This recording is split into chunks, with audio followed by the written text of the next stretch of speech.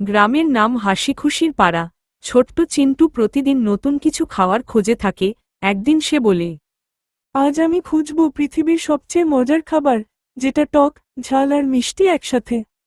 Ruby হেসে বলে, তাহলে তো আমাদের এক অভিযান শুরু করতে হবে। চাচা জানের দোকানে তারা হাজির। চিন্টু টক আমড়া, ঝাল চানাচুর আর মিষ্টি রসগোল্লা খেতে খেতে বলে, না, এগুলো একসাথে মজা দেয় না। জিন্নার কাকু এসে বলেন, বনের ভেতরে এক গাছ আছে, তার ফল টক, খেয়ে চোখে পানি আসে, তারপর মুখে ঝাল লাগে, শেষে লাগে যেন স্বর্গীয় মিষ্টি। চলো চিন্টু, এবার সেই গাছ খুঁজতে যাই।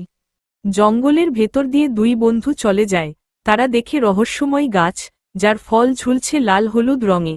চিন্টু আর রুহি ফল পেড়ে খায়। প্রথম কামড় টক, দ্বিতীয় কামড় ঝাল, তৃতীয় কামড় মিষ্টি, এমন মিষ্টি যেন স্বপ্ন। চিন্টু বলে ওঠে, এই তো, এটাই আমার খোঁজের খাবার।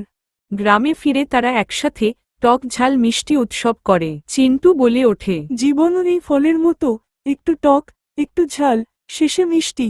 বন্ধু থাকলে সবই উপভোগযোগ্য। একসাথে থাকলেই অভিযান সফল হয়।